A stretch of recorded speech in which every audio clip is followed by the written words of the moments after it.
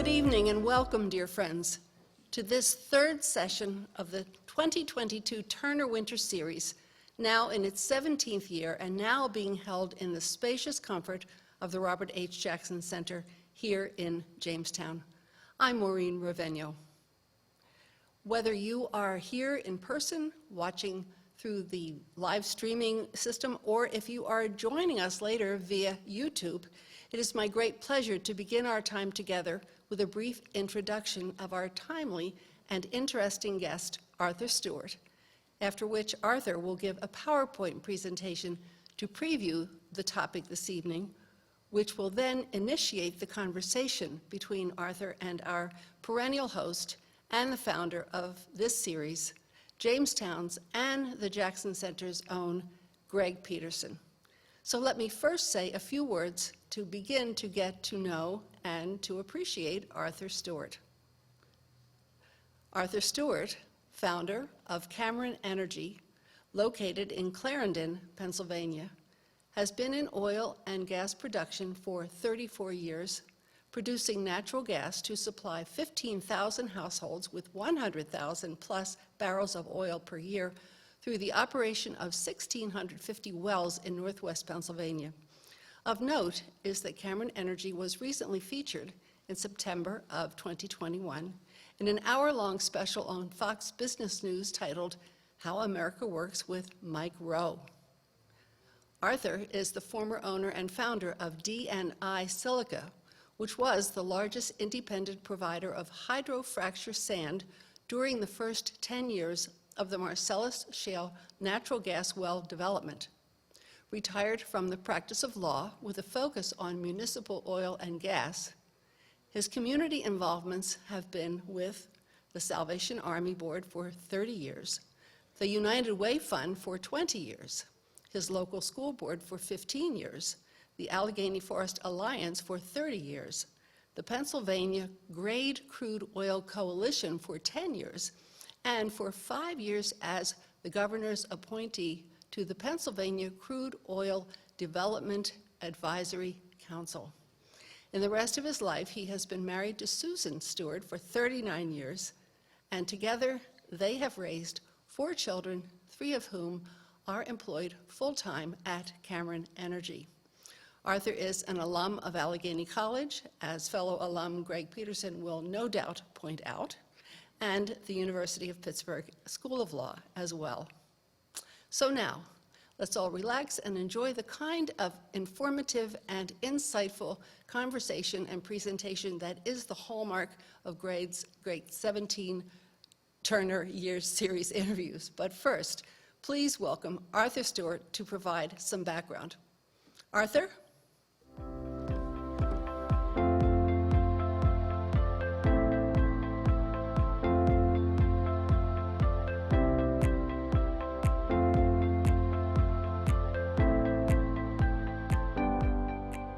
Wind and solar coming on as gangbusters.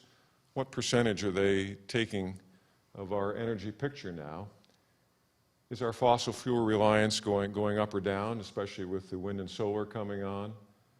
Are fossil fuels finite? The question I began to ask 22 is going up or down, especially with the wind and solar coming on. Are fossil fuels finite? The question I began to ask 22 years ago. If so, how do we measure that? And are there any limitations on wind and solar? So before we get to those larger questions, let's come down to the personal. This is energy in terms we understand. If we got on the bicycle and we pedaled at a maintainable pace, we would be able to generate about 100 watts of electricity an hour. And to put that in terms that we understand with respect to the gas station analogy that I was throwing out, if you pedaled for 330 hours, that's about the energy equivalent of what's born in 1 gallon of gasoline. And if we think a gallon of gasoline's value, we think about $3. That's what it is if you take out the road taxes. And so our pedaling, our manual labor is worth roughly about a penny an hour if we value it in the terms of what we pay for gasoline. This is depicting an air conditioner, and if you count the number of people that I have on the stationary bicycles, this is roughly 40 people, and that's about what it takes to run an air conditioner. And we pay about 40 cents a kilowatt hour for the electricity that comes to our homes. And so once again, we see that penny an hour formula borne out here. We're going to pay 48 cents an hour to the electricity company, or we'll pay 48 cents to this group of 40 people to run the air conditioner. This is my favorite. Obviously, there's about 100 people here, and that's about the energy that the average American consumes every minute of every hour, of every day, of every month, of every year, represented by those 100 people pedaling. All of this to make the point that we don't see that energy as we take the walk down the valley every day, but it is an enormous amount. So we're going to switch gears and talk about where we harvest energy. And I mentioned early on the concept of growing renewables, wind and solar. And you can see this is depicting the meteoric rise, if you will, from 2000 to roughly the current date. And the blue represents wind and the yellow represents solar, and the bottom would be essentially biofuels, ethanol, and so forth. And the rise has been tremendous. But how does that stack up in the bigger picture of all the energy that we consume around the world? That's depicted in this graph. And the renewables, wind and solar and biofuels, are the brown at the very top. Hydroelectricity is the blue, nuclear is the next one down. And then the real kings of the hill remain fossil fuels, oil, coal, and natural gas. And today the fossil fuels still produce 84% of the energy that we consume around the world. So they have been and they remain kings of the hill. And the dent that renewables are putting in that are not truly significant, at least yet at this stage. Now, take notice that this is a very current graph from BP, British Petroleum, and you can see the drop in COVID. This goes through the year 2000. I will tell you that in 2021, we have essentially rebounded to where we were pre-COVID. And so as the statistics closed out in the end of 2021, we had basically scrambled back in terms of energy consumption to where we had been prior to the advent of COVID. What's interesting is this doesn't look that abnormal or unusual in terms of human history, but if we draw the scale out to a longer time period, let's go back to the beginning of the Industrial Revolution. Whoop. This is also from BP, and this is up through 2018, just before COVID. But you'll see the meteoric rise of energy consumption in toto, and it is absolutely astounding that up in 1800, if you will, at the left, all of humanity was consuming the relatively small amount on the left, and throughout the Industrial Revolution and with population growth, this is the total of what we're consuming, and the renewables are a very small part of it at the top.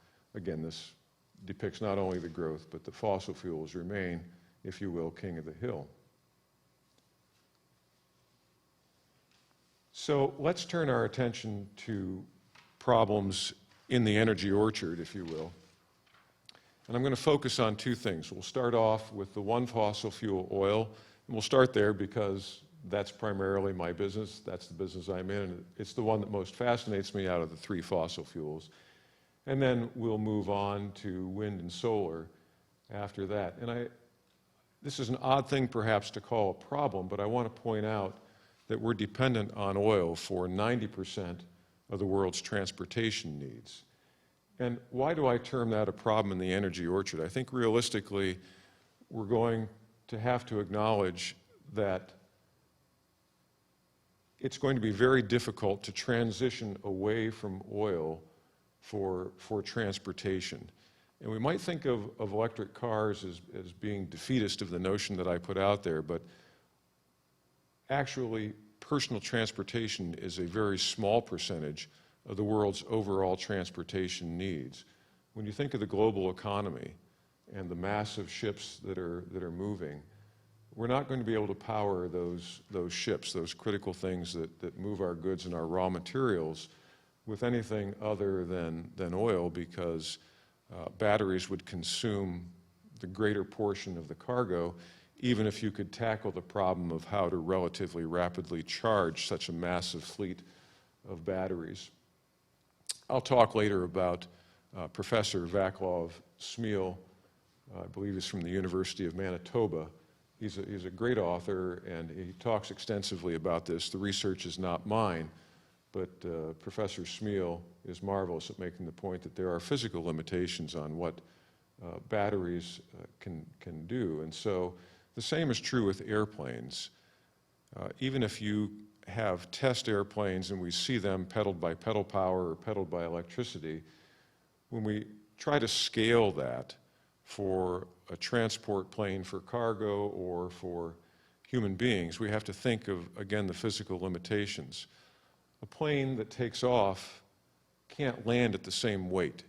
It can only land at about 60% of the weight or less that it took off with, because the landing gear and the runway won't support it. So if you take off with batteries, you can't land with those batteries, because as they deplete, they don't lose weight in that depletion.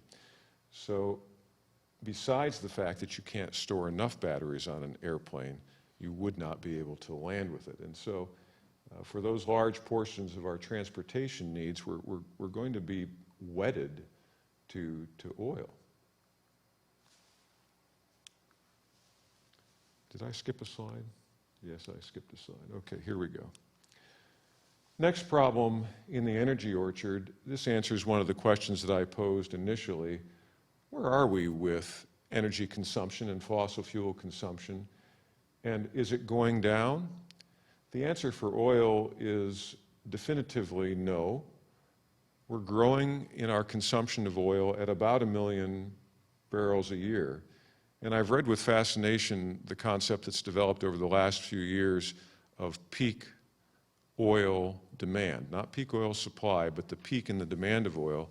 And I find it fascinating that so many articles are written about that without a scintilla's worth of evidence that we're slowing down on our demand for oil. And we have to look at the globe when we think about demand for energy and recognize, first of all, that there's about 1.5 billion people on Earth that have no electricity.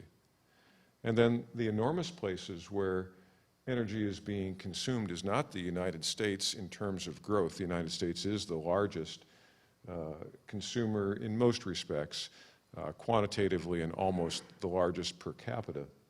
But where the real growth is occurring would be in China and India, with roughly 3 billion people scattered around that part of the world. China's energy consumption per capita is still very low, about 1/6 of what we consume here in the United States, and there's still a lot of room for growth and a lot of room for demand there.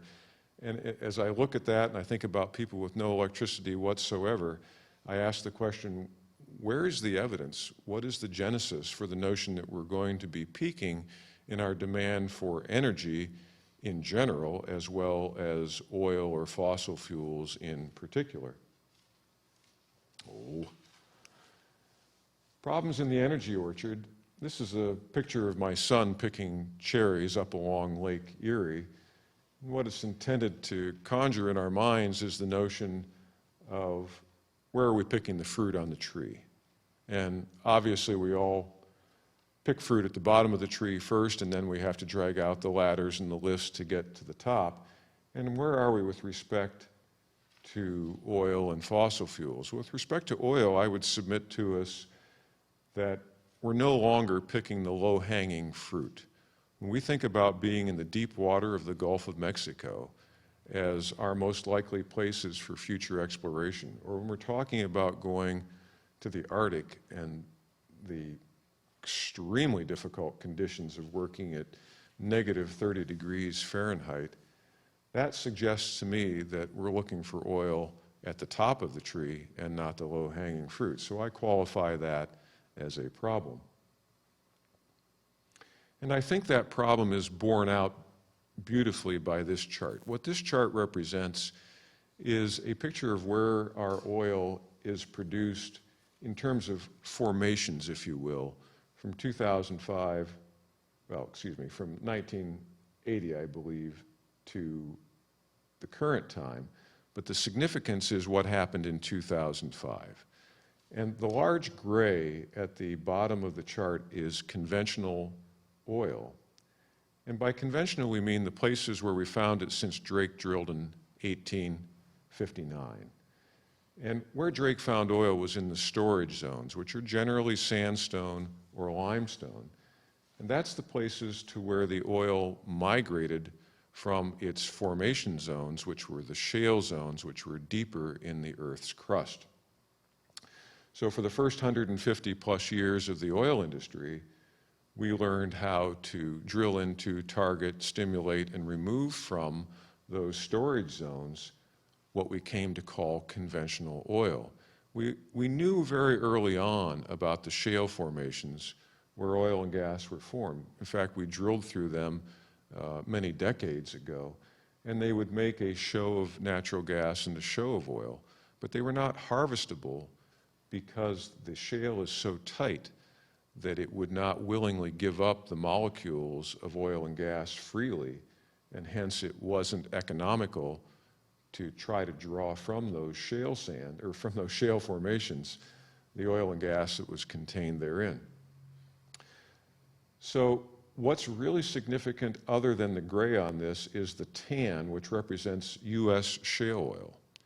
And it is in the shale oil and in the tar sands of Canada that we almost exclusively have growth in oil production from 2005 to the current date. Well, why is that significant? Because our oil demand is still going up. And I think it's highly relevant to examine where is that coming from. It's coming exclusively from these very energy-intensive shale zones, or the energy-intensive tar sand practice up in Canada, where they're actually mining bitumen and heating it and then adding it to conventional oil to make a saleable product. So these things take a lot of energy. There's a lot of cost associated with it. And this is where we get the super hydrofractures that have been in the news for the last 20 years. We're hydrofracturing the shale to make those oil and gas molecules come to the wellbore. Now, hydrofracturing is not a new thing. The first well was hydrofractured in Warren County in 1963, but the application of it on this very wide base with enormous amounts of fluid and enormous amounts of pressure is what is not qualitatively new, but quantitatively new in the shale. And that's what has yielded this enormous growth in oil production in the United States. So in 2005, the United States was producing something on the order of 5 million barrels a day of oil, which is about half of the oil that the United States produced at its peak back in the early 1970s. But over the course of the next handful of years, the United States grew to about 13 million barrels a day of oil production, a whopping 8 to 9 million barrels a day of that coming from the shale sands, making the United States the world's largest oil producer on the backs of this shale formation. It is an astounding story, but there's a dark underbelly to the story, if you will. And let's go there.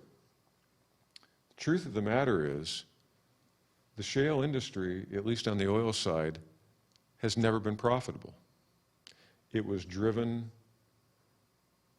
on the backs of investors who essentially lost their shirts. And it was interesting, back when the shale development began, I was buoyed by that. I was very happy because we knew how expensive it was. Remember what I said about it being energy intensive. You have to bring in enormous amounts of water, enormous amounts of horsepower, enormous amounts of sand, which was very good for my business. That was the business that I was in, bringing rail cars of sand. At one point, we had 1,000 rail cars a day moving across the nation in just my business to bring sand to these massive hydrofracture operations. all that costs money. And this is a chart from Bloomberg of the cash flow from shale oil from 2010 to the current date. And it's all negative. It's all below the line. And the reason that I was buoyed back in 2010 was I knew how much these wells cost, and to my company members, I said, this is great news. Oil's never going to go below $75 or $85 or $100 a barrel again, because where all the new growth is coming from, it's whoppingly expensive, and we can drill wells cheaper than that in our conventional formations, and our table is set for the next several years. And boy, was I in for a rude shock when in 2015 the price of oil collapsed. It didn't collapse, though, on the fundamentals, I submit to you. I submit it collapsed because there was so much money being thrown at the shale development that they went on a spending spree. And profitability didn't matter as revealed by this. But I chalk this up to the category of problems in the energy orchard, because if you're not making money, it's not going to go on forever. And I think that's the reality that's unfolding literally in the news today as we see the price of oil go up.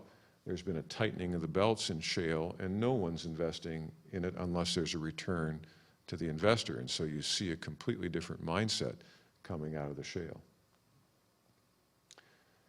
So problems in the energy orchard really comes down to this slide for oil in my mind.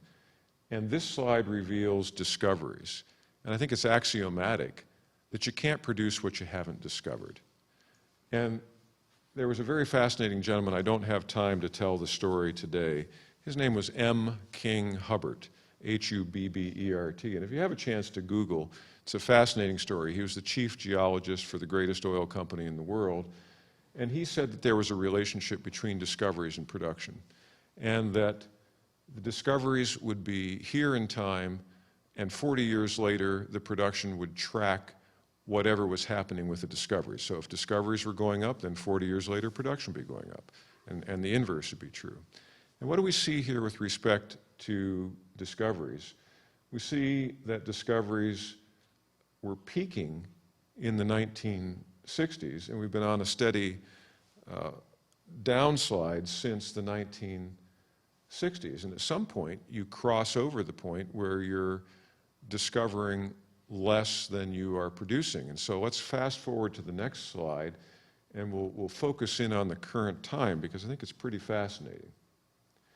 This is a look at just the last 6 years. This is global oil discoveries, and take note that it's BOE, which is barrels of oil equivalent. That doesn't mean just oil. That means natural gas as well, and they're using a conversion factor of 6-to-1 MCFs to barrels to come up with the BOE equivalent. What I'm saying to you is the discovery that's shown here really isn't as good as it seems. And what we have in 2021 is the discovery of 4.7 billion barrels of new oil, which sounds like a lot. But what is that in relation to what we actually consume every year? We actually consume about 9 times or 8 times that amount. So we long ago crossed the threshold where we're discovering less than what we're producing. We're really living right now, we're consuming on the backs of the discoveries made long ago. That's why I categorize it as a problem in the patch. And is there a lot of spare capacity at OPEC? That seems to be the fallback thought, lots of spare capacity. Quick story on this slide. This depicts the reserves in OPEC, and those lines that jut up doesn't represent new discoveries at OPEC. It represents when they took over in OPEC their own fields, and they simply said, we have more oil than we used to. And the other thing that's significant, the reserves never go down. In Saudi Arabia, they just stay the same. But there haven't been any significant discoveries in this time frame, but there has been 10 million barrels a day of production. One would think it would come down a bit, and there are certainly authors out there who are highly skeptical of these numbers, yet if you pick up the popular press, you'll see, oh, well, there's plenty of spare capacity in OPEC. I look at different things than popular press. I look at inventories, and this is a picture of Saudi inventories, I find that rather significant. And finally, when we get to the end of the oil story, I think people are surprised to see the numbers. If you Google the question, when will we run out of oil? The answer pops up, 40 years. You know, well, how can that be? But we'll do the numbers quickly with me. This is a compilation from Wikipedia, which jives with other things that I look at in terms of EIA or IEA, so it was an easy place to grab this. And this is roughly the reserves from all the countries in the world, and I put the total down here at the bottom. You see it's roughly 1.5 trillion barrels of proved reserves that are left. We've consumed about 1.2 thereabouts so far in all of human history. So we haven't consumed quite half, and that seems like, of course, that should be a lot left. But do the math with me quickly. At 100 million barrels a day consumption of oil, 365 days a year, that works out to about 36 billion barrels a year. I said oil, that's really liquids because there's a little bit of other biofuels and things in there to be perfectly accurate. But at 36 billion barrels a year, it takes you a little under 30 years to get to 1 trillion, and that doesn't account for any growth. So if we continue to have the growth we're talking about, then that arrives at the roughly 40-year figure. This is why I qualify this as a problem in the energy orchard. And the final thought that I'll close with is I've never seen an oil well that produces at, let's say, 10 barrels a day, the most you can get out of it, and it produces that way for 20 years, and then on the beginning of the 21st year, it suddenly goes off a cliff and quits producing. That's not the way an oil well works. My oil wells work like a bell curve. They go up and then they go down. And I think that's the way it works with oil production as well. So long before we get to that 41st year, we're going to see the other side of the bell curve. All right, that's it for oil. Not doing too badly on time. Let's go to, oh, this is just an interesting site where you can go on and they have a running tally of it, but it just repeats what I said. Now let's go to wind and solar. That's what my W and S stands for. And the first thing I want to talk about is what do wind and solar produce? They produce electricity, and so we have to be cognizant that electricity represents only about 1/3 of all the energy in our energy orchard. And there's an interesting site in Hawaii where the Hawaii state says, oh, we want to be 100% renewable by 2050. But they made a mistake on their website. As you dig into it, what they really mean is they want to have 100% of their electricity produced by wind and solar, but that's hardly 100% of the energy they consume in Hawaii. But that mistake is made time in and time out in articles that are in the popular press. Problems in the energy orchard would also, we'd be remiss if we didn't look at the fossil fuels that we use in the generation of the solar facilities and in their installation and in their operation. And that gentleman that I referred to before, Vaclav Smil, is the author of these figures that I provide you.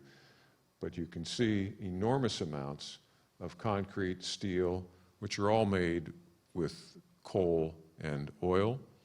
And then the oil required to create the carbon fibers that are used in the windmills, and not represented here would be the oil that's used in the installation and the trucks that go there to maintain and so forth. But here is what I think is the enormous problem that relates back to one of the questions that I posed at the beginning.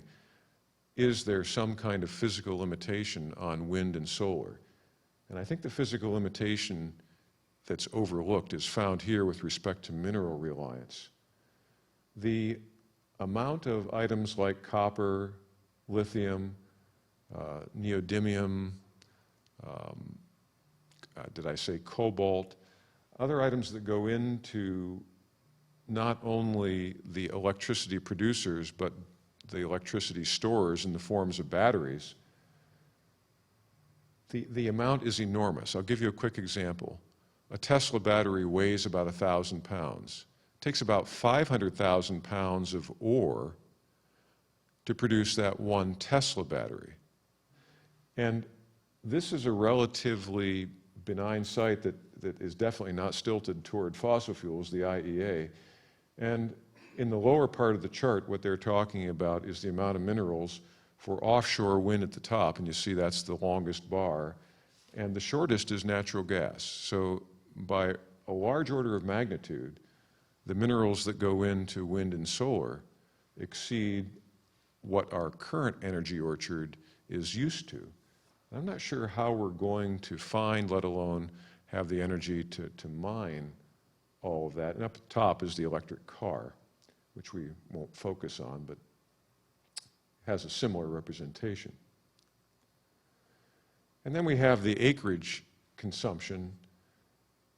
The solar panels, for example, this is a chart from Ohio, but it's meant to represent what would it take in terms of acreage to supply a city of 100,000 people. And we're talking about 241,000 solar panels, which takes roughly 3,000 acres, compared to the handful of acres it would take for a deep well, shale well, to produce the same amount of energy. And so we have to be cognizant, where are we going to come up with all of the space for these facilities? And we also have the not in my backyard problem.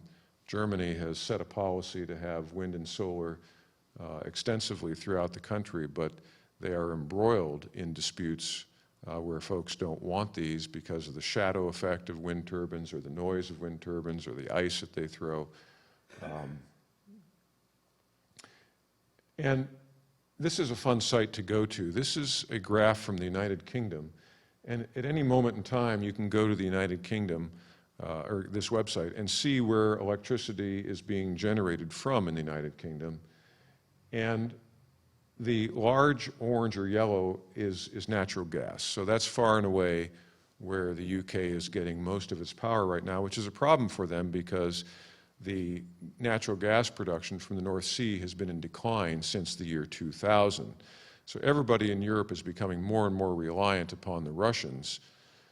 But what's interesting here is wind and solar. Wind is in the blue and solar is the yellow. And if you see that little white arrow that I put on there, I chose that very carefully. And I chose it to tilt the table against wind and solar. I'm showing you one of the worst days for wind and solar in the United Kingdom, but I'm showing it to you for a reason. And at that moment in time on that day, wind was only producing 1.37% of the United Kingdom's power, and the sun was producing 5.7, so roughly 7%. And I show that to you for this point. And it's the point that we always forget to talk about with wind and solar, and that is the failure of wind and solar to have their own storage ability. Because there's hundreds of billions of dollars put into the wind and solar installations in the United Kingdom, and at that moment in time, they only supplied 7%. And so what would it take to have wind and solar supply 100%? You would either have to have, help me with the math here, roughly 14 times the installations so that that number of 7% would increase to 100%, or you'd have to have some massive storage ability. And storage is a key that we forget about. Let's talk just briefly about storage. When you have the principle of energy density in mind, that's the amount of energy stored per unit of volume. And the beauty about fossil fuels is they come with built-in storage. Coal has energy density. A gallon of oil has energy density. Wind and solar have no energy density. There's nothing there except what's produced in the moment. The only way you have energy density is when you add to it the component of storage. And we have no means, realistically, of economical storage for electricity. We have the example of the Kinzhou Dam. That's a storage facility as well as a generator, but that's only about 1% of the dams around the world because they pump the water up to a man-made reservoir. But you think about the dam and all that went into it. It took 8 years to complete that facility from beginning to end. The dam was 5 years, and the generating facility was another 3 to get it all wrapped up. We're not able to build those in part because all the great sites are, not all the great sites, most of the great sites are used up, but then you have the not in my backyard notion. Then we're experimenting with things like compressed air or gravity storage but those have not been scaled, and it's a very, very difficult problem. So you have hundreds of billions here to get 7%, but what do you do for the other 93%?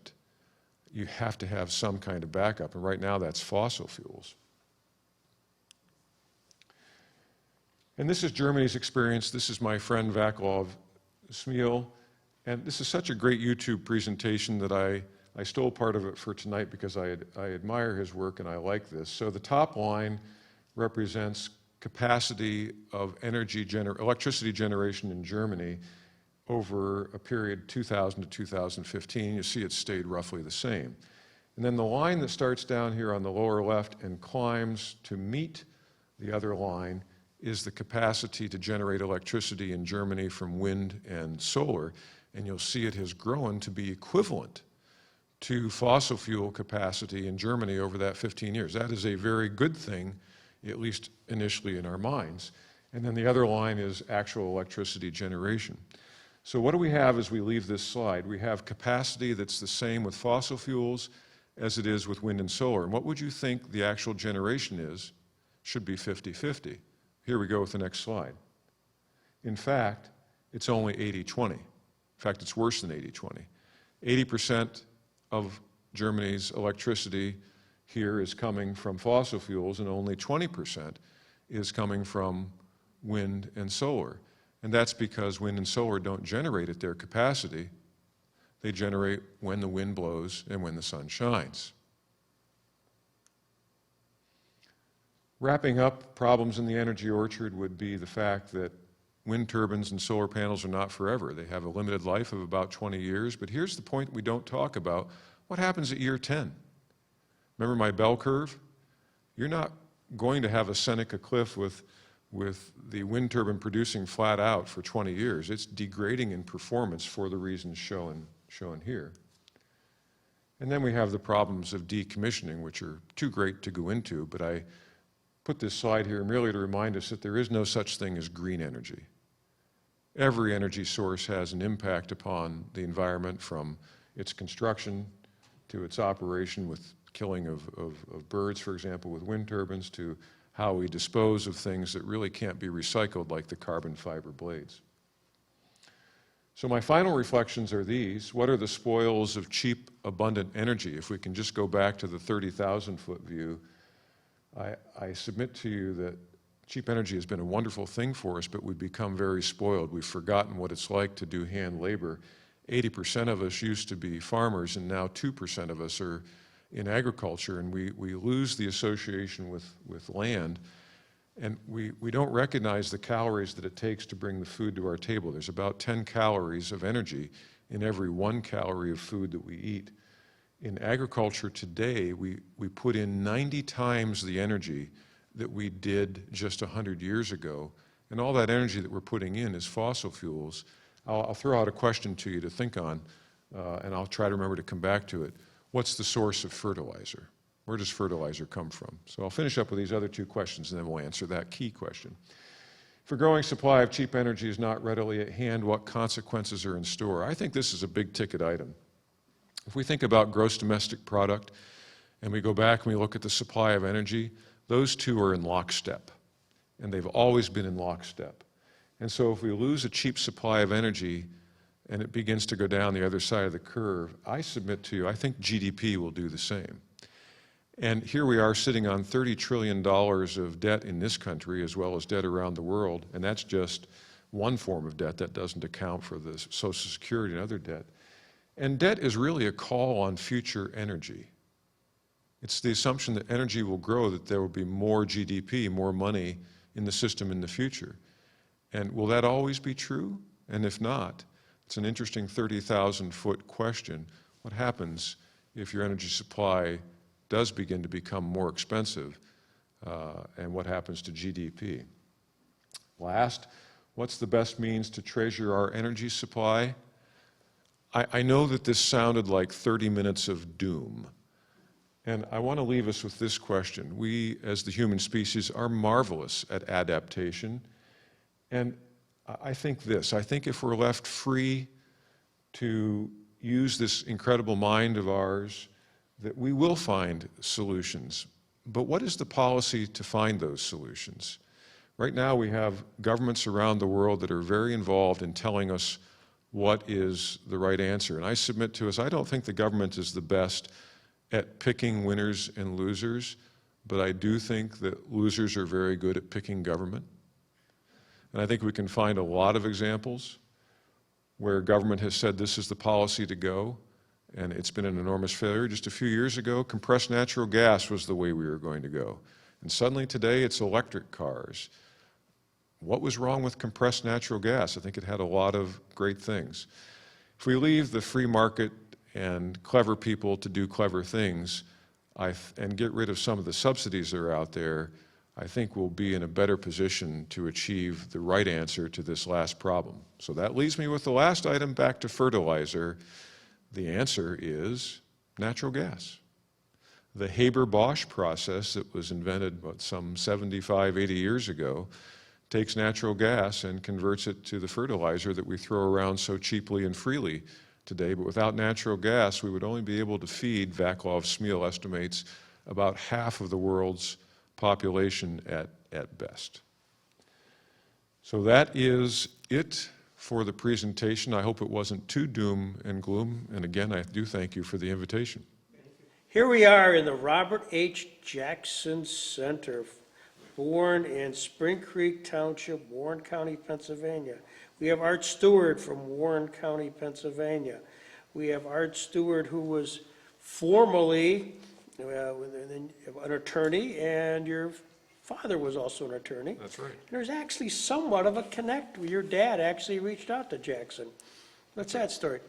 We were cleaning out my mother's house, and we found a letter from my father writing to Justice Jackson, inviting him to a celebration of the Warren County Bar Association. Of course, Justice Jackson having been born in Spring Creek, it was a logical invitation. And a very nice note back from the justice saying that he regretted that he could not attend, but he bestowed his good wishes upon the Warren County Bar Association.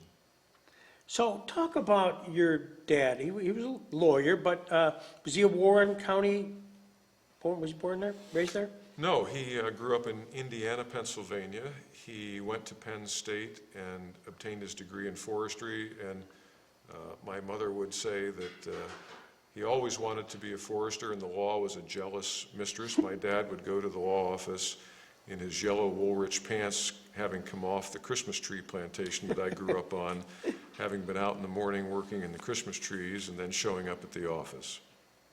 So, but was going into law, was that a natural thing for you to do? No, not at all. My wife and I went to Allegheny College, and for our senior project, we wrote a musical together, and we had in mind that we would be good enough to do musicals as a career.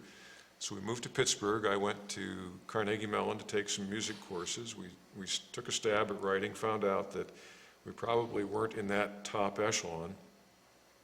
We had both been philosophy and theology majors. I was actually a child care worker down there to put food on the table, which was a very rewarding career, but not a long-term career. And it wasn't something that I saw myself doing for 20 years. So the idea to go to law school came upon me as a challenge. And so after a couple of years in Pittsburgh, went to law school. It was a good idea. I loved the law. And I knew I wanted to move back to this area where I grew up. Because I didn't like the sidewalks in Pittsburgh. It dawned on me in Pittsburgh, my feet never touched the grass. So you went to University of Pittsburgh Law School, you graduate, you pass the bar, and say, hey, Dad, I'm coming home. So Dad was deceased. He died in 1968 when I was 10. So I said to Mom, hey, I'm coming home, which I'm sure to Mom was an enormous relief, because now as a parent looking back, when I told my mom that I was going to be a philosophy and theology major, I can't imagine the angst that she had, wondering what was her son going to do as a philo and theo major. But I think she was a little relieved when I came back as a lawyer. We know the history, you talked about it briefly, 1859, Edwin Drake also finding the first well in Titusville, excuse me, okay. And then here we are in West Pennsylvania. Was that of interest to you back then? So on the school bus riding to Eisenhower High School, I passed all those wells and never had a clue how they operated. It wasn't until I got to law school that I took an interest in oil and gas, and I ended up, perhaps because of the professor, perhaps because I just knew I wanted to do something outdoors eventually, I took every class that I could in law school that involved minerals, and did my paper in law school on that subject. And then when I came back, entered a practice that did some work with oil and gas, and at that time, I entered practice in '85. That was the crash of the oil boom at that time. And in 1988, a gentleman came to the office and wanted to sell a 1,000-acre lease that had 13 broken down wells on it. And I knew I wanted to be outdoors. I knew I did not like shearing Christmas trees, having grown up in that. And I thought to myself, this is something that I am interested in. So I didn't have a clue how the wells worked. I, out of the blue, called a gentleman that was recommended to me that knew how wells worked. I called him up on a cold call, said, would you like to get in the oil and gas business? And we went out and looked at the wells. We knew they needed a service rig. He knew of a rig that was for sale for $8,500. We bought the lease for $50,000. We borrowed $58,500. Had my mom co-sign the note, post her house as She was collateral, thrilled that you came back, I'm sure. and off we went. Yeah, my golly. So, you practiced law for a period of time, but ultimately you formed D&I Silica. Was there an aha moment where you decided you'd really leave the dark side and enter into the corporate world? So the end of the practice of law was gradual. I was working weekends and evenings for years. We never took money out of, I never took a penny out of the company for the first 12 years. But there came a time, roughly around 2000, when the price of oil started to come up and I did that large borrowing that I spoke about. Started to take a little bit of money out, and that's when I began to slow down the law practice. The D&I story is a really interesting story. I bought a company out of bankruptcy in Phoenix, Arizona. It was an oil and gas company. I bought it in 2004. There were 20-some creditors that I had to placate in that, and one of the creditors was a gentleman, a very astute man, who wanted, as his pacification, if you will, for me to drill him 10 wells at cost, which I agreed to. I agreed with all the creditors, some accommodation. He came out to see his wells completed, and he had his hand in the sand that was going into the well, and he came to me and he said, I can get you better frac sand than this. And he was dressed in clothes that didn't belong in the oil patch, and I basically said, who are you to tell me that? But he proved his credibility. He had grown up in the mineral business, and he really knew what he was talking about. And there was a need at that time for hydrofracture sand. It was in short supply. And so standing on that frac truck that day, essentially the seeds were planted to do a boutique business just to bring in sand for the local need. And that first year, the travails of starting any business, but we sold 7 rail cars of sand, to make a long story short. It was touch and go. I was in charge of operations. He was in charge of sand supply. And then a former client of our firm was Terry Pagula, who now owns the Bills and so forth. Terry came down to visit me one day and said, what are you doing in the Marcellus? And I said, nothing. And he said, well, what's the real deal, Arthur? You should get into it. I didn't want to go do the Marcellus. I like just living here, and I like my little corridor. But the sand business was a way that we could sell shovels to miners, if you will. And so I related this conversation to my partner, and he said, let's go target the Marcellus as a market for our sand. And so we were the first people to get massive rail sites around Pennsylvania, and we basically beat the crowd to the door, if you will. And so we got a great site over in the eastern part of the state, and then I went down and scouted a site in the southern part of the state, and we locked up these marvelous sites for bringing sand in by rail. Then we got ahead of the competition by having the idea to build silos, and we were really cutting edge of the technology back at the time to move sand, and it took enormous amounts of sand. So that's how we got into that. What's the source of sand? I mean, we think of sand, sandy beaches, but obviously they're all different. Where does one mine it so that it's available? It's a great question.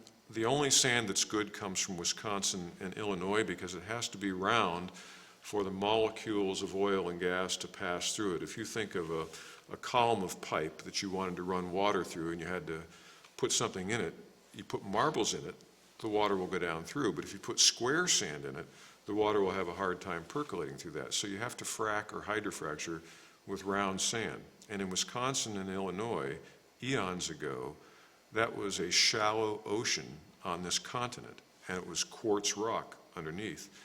And that ocean worked that quartz, and so you have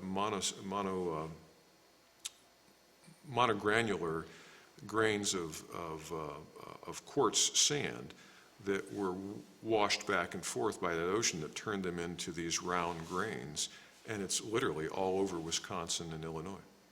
So your business would go out and lease mining sites and essentially, and then run it by rail to certain locations in Pennsylvania where you would park it and put it in silos and then in turn truck it, I assume, to the sites? We didn't involve ourselves in the trucking. We were a wholesale supplier, and we bought from existing mines, and then we invested in a mine. But you described the business spot on. Yeah. Did you ever guess that you'd be in the sand business? No, life has these funny turns, and it's an accident of being in the right place at the right time. But what a great experience. I got a doctorate in business through the School of Hard Knocks. We did seven-figure deals in the course of that business. Who grows up thinking they're going to do, 100 million? I guess that's 9 figures, sorry. We did a $100 million deal with one purchaser, which is an experience to be had. It was bizarre. So while you dropped a name, Terry Pagula, who rides high in Western New York, what kind of guy is he? Terry is just a great, down-to-earth man. He always wanted to own a hockey team, and he's one of those people on earth who went out and achieved his goal. I admired Terry greatly when he was a client at our law firm, and I admire him today. I suspect he's the same Terry that I knew 30 years ago. And you died a few deaths a few Sundays ago in that football game, as did Terry. Oh, what a heartbreaker. I'm sorry for Terry. So your Energy Reflections program was a master class. I should have taken you at Allegheny College giving that class out. It was terrific. Do you find in putting this together, you've actually learned much more about a business of which you are currently in by just teaching this and conveying this? Have you found this to be a skilled opportunity for you? I'll answer that by saying what I find most remarkable is the general lack of knowledge about the thing that is so central to our lives, namely energy. Mm-hmm. The misconceptions that exist out there, the different answers I get, for example, at Thanksgiving, when I ask people, how much energy do we use? And then when I tell them it's 100 million barrels a day around the earth, and then I say to them, suppose we turned everything on that we could in the next 6 months, how much would it be that we could produce? And the answers range from 100 million barrels to 200 million barrels. And of course the answer is about 100 million barrels. We can only produce about what we consume. But the notion that people could be off by that enormous amount for something that's so critical to us, I'm continually shocked by that. Are you continually shocked also just by listening to various news items and newscasts or podcasts dealing with the arrival of green energy as the ultimate, as the goal, and almost therefore by the contrary, the fossil fuel becomes the black knight. It's got to bother you. It does bother me that we make fossil fuels out to be so evil, because no one has a sense of what it would be like to be without fossil fuels. On my website I have an article that I wrote about chopping wood. And, women just 150 years ago, the average woman walked 150 miles a year to carry water. Basically, 80% of the people were involved in shoveling manure. And you didn't stay warm unless you chopped wood. And we're so disconnected from that we're free to turn around and denigrate fossil fuels, the very thing that keeps us warm and fed. And we're supplanting it with this, I heard it called the other day, techno-fantasy about wind and solar. It is a fantasy to think that that's going to come in and be without consequence and be scalable and be cheap and be without any negative consequences. I'm an advocate for all kinds of energy, but I hope I'm a realistic advocate and that we should look at the problems realistically. So yes, I'm continually shocked by those very things. So you're on The Price is Right. Arthur Stewart, come on down. And all of a sudden, you hit the magic marker, you win the grand prize, and they say, Art Stewart, you just won a Tesla car. Will you accept that? Well, of course I would accept it, but I would be realistic about the problems. The Tesla car would work great in California for short trips, but the battery is about 40% less efficient when we reach freezing, and it continues to degrade as we go below freezing. So I would know that up here in the northern climes, I might be better off to sell that Tesla to a California resident. Recently, on Fox Business News, there was an hour-long section on how America works, featuring Cameron Energy. It's a great watch. I was so proud. There's Western New York. Those are covering your work and your son and family. It was remarkable. How did that happen? What's the genesis of being on national television? How does that work? Yeah, talk about a cold call. So apparently the backstory is they reached out to the majors, Shell, Exxon, and so forth, and those companies turned them away, and somehow they got onto our website. And so we got this call from a producer who said, hey, I'm looking at your website. It looks fantastic, and we'd like to know if you'd be willing to do a show, which sounded like a crank call to us, and we were reluctant because of the very thing you talked about. The way that oil and gas is portrayed as evil is something we fight against all the time. So then they told us it was Mike Rowe. Mike seems to be a very credible person in the way he presents the folks on Dirty Jobs, and that was probably the thing that tipped the scale for us. So it's How America Works, fracking in Western Pennsylvania. Now, they just don't come out and spend one day. It sounded like just in the course of the special interview they had, Fox Business News had with you and your son, John, yeah, about that. There was a lot going on. Could you tell us some of the stuff behind the scenes? Sure. It was an amazing process. They came down in April of last year, get this, for 9 days straight. Oh, gosh. And they took over 80 hours of video, which some poor soul out west had to edit down to the 44 or 42 minutes of airtime. And before they came, they asked us to give them 5 or 6 plot narratives of problems that would exist in real life and how those things would be resolved. And so when they came down, they had a script of things that they wanted to see, not a script of what we would say. They never scripted a single word. But we told them, you know, you could come to a hydrofracture operation and you'll see this. So they wanted to see that. Then they wanted to see a well tender do his thing or her thing. And that's how the script, if you will, was put together by them. But here's the interesting thing. We had some real live problems that occurred while they were here. A drilling rig got terribly stuck. And they came over and they filmed that for hours. And we had guys under the rig, and we had a bulldozer there and an excavator there. Never made the program. It just didn't fit the narrative that they wanted to tell. But part of that narrative, though, you had a hard time getting through the original frack, you know, because you had all kinds of stuff found, and because you couldn't break it. I mean, you couldn't overload it. That was fascinating. Yeah, those problems unfortunately happen with some regularity. We can't predict when they're going to happen. Fortunately, those things unfolded for the camera, so it worked out well. I mean, but they're there the whole time, filming for hour after hour. Some of it's very, very boring stuff. That running out of fuel, Yeah. that, I have to say, that wasn't my staff. That was the contractor, but it sort of got, blamed on us. But neither here nor there. It all worked out well, but that was as genuine could be. Well, likewise, when the tree, I mean, you had a windstorm, and all of a sudden, there's a lot of power. I mean, you're tending, I was very impressed. It's 1,600 wells. And these are your own wells, or do you manage other people's wells?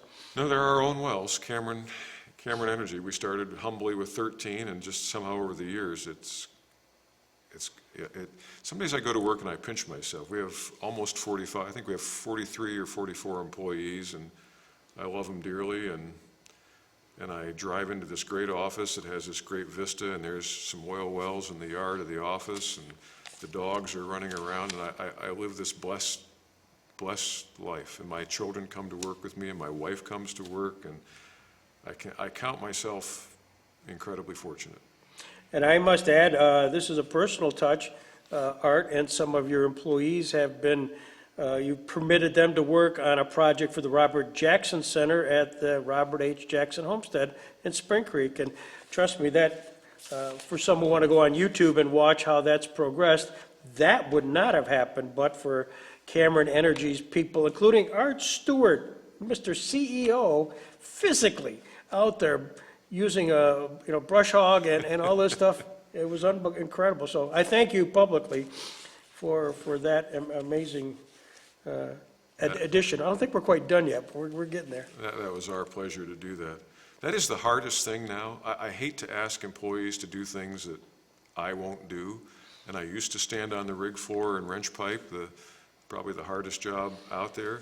But now if I go to try to pick up a wrench, I have a fleet of young men who come in and grab it, and they just won't stand to see me out there doing anything. They take it as a personal insult if I step out there, so that's kind of humorous.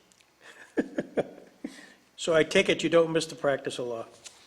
No, I'm a happy, recovering attorney. It was a great profession, but it's a very stressful profession. Not that this isn't, but carrying the burden, well, you know it, carrying the burden of clients is a tough thing. What was the feedback of this wonderful program that aired September 28th, by the way, September 28th, 2021, for those who want to Google around and see it? What kind of feedback did you get? There's a couple clips on YouTube. If you can't catch the program, you Google How America Works, Cameron Energy, and there's a couple great clips. We got feedback on our website from all over the country, and I think it was universally positive. People saying, wow, we didn't know it was that difficult. Thanks for sharing. Of course, there were some industry folks that wrote in and said, great presentation for how the industry actually works. Thanks for doing that. But in the main, people were saying, wow, there's just so much more to it than we knew. Reading the Wall Street Journal recently, this past week, oil prices hit 7-year high on worries about supply. A similar one talked about potentially $100 per barrel. That's predicted, forecast rise for return of $100 barrel of oil. Is that how you sense it? Mm-hmm. When the crash came in 2014 and 2015, there were a lot of articles out there that said we'll never see $100 oil again. I clipped those and have them on my computer because I'm certain that we will see that. For a lot of the reasons that I talked about, there are supply worries, and probably a high price will mitigate those in the near term, but in the long term, most school children, I hope, know that fossil fuels are finite. And so in the long scale of human history, that means something significant. How close do you follow, I mean, this is an obvious question, softball, but what's going on internationally? I mean, for a period of time, the United States became independent of OPEC. Now, perhaps we're much more mindful of what's going on today than perhaps we were just a few years ago. Does that worry you? It does. I think you're seeing it play out in Europe right now, and what worries me is the hostage-like nature of the energy predicament. So the United Kingdom and mainland Europe are hostage on the electricity front to the Russians, because Germany gets almost all of its natural gas, which is used to generate electricity in Germany, in pretty much the same percentages that we saw in the UK. In other words, the greatest contributor to electricity in Germany is natural gas. And they're beholden to the Russians there. And our politics in this country for decades has centered around the Middle East, and we're held hostage by those politics. We have a navy for that purpose. And we became free of those politics for a little while we were energy independent, but I think we're drifting back into that hostage situation. Western Pennsylvania, the heartbeat of the original Edwin Drake well. And since then, you've been part of and enjoyed the successes of hydrofracking in Pennsylvania, which is well known, which spread into other areas in the country. But Pennsylvania certainly was the hotbed, and you were the right place, right time. What's the state of hydrofracking now in Pennsylvania? I guess we could answer that on two fronts. Quantitatively, how much is going on, and environmentally, what is the story? Quantitatively, there's just as much hydrofracturing going on today as there has been for the last several years. There was a curve that looked like this, and then it's essentially plateaued, and that's hydrofracturing primarily for natural gas, which is the product that shale yields almost exclusively here in Pennsylvania. So there's a lot of hydrofracturing going on. Environmentally, you had a lot of fuss and notoriety with water contamination. You saw that picture that Josh, somebody or another, had that movie where you could light the faucet. Mm-hmm. But if you dig deeper on that, you'll find that you could light those faucets before hydrofracturing, and it's really hard to come up with evidence of any wide-scale environmental fallout from the hydrofracturing. We can get into the reasons why on that, but it's much fuss about not much, if any, impact. And the true story of that is told with hydrofracturing having this long history dating all the way back to the 1960s, as I mentioned in my presentation. We forget about that. But we all grew up here in western New York and Pennsylvania with hydrofractured wells in our backyards, in our schoolyards, and we didn't take note of them until they became notorious. Yeah. Well, off camera, we'll talk about, I too was, representing a lot of oil and gas companies, which you'd go out to a hydrofracturing moment, it was kind of fun. Sure. Exactly. You talked a little about comparison with wind and solar. Wind and solar really make only economic sense when, in fact, as they're developing it, they have in their back pocket a power purchase agreement. Right. I mean, that's the gold for them to determine whether, when, and how they're going to implement a project. In a oil, gas development project, is there much more of a risk? They don't have power purchase agreements necessarily, do they? That is probably the most astute question I've ever been asked about energy. And here's a fascinating two-part Can you answer. capture that, Ed? Let's make sure we get that down. So here's a two-part answer. Wind and solar are subsidized in two ways. One is really obvious, and that is simply the cash that goes to that industry. The second subsidy is what you just asked about, and nobody ever talks about, but I'm delighted to talk about it. And it's this. Electricity companies are obliged to buy the electricity generated from wind and solar by those contracts that you're talking about. That's a very good posture for the wind and solar companies, but think what that does to the other suppliers of electricity, like the natural gas plants or the coal plants or the nuclear plants. It puts them in the lower tier of the lousy place to be, where they have to throttle up and throttle down to be the buffer for what the wind and solar can't supply. And there's an enormous cost that goes untalked about with that obligation to always be the go-to supplier. So natural gas, because you can turn it on and off, it's the go-to supplier that fills the gaps, because you always have to run at that 110 volts or you blow up the computer or the microwave. And that's the obligation of the grid. And when wind and solar coming on and off whenever the wind is blowing or the sun is shining, they're constantly going up and down, as you saw in the presentation. But we have to accommodate for them. And that's the unfairness. That's that second subsidy. That's what makes your question so astute. Over in my business, no, there's no contract. There's no guarantee that I'm going to get paid any price.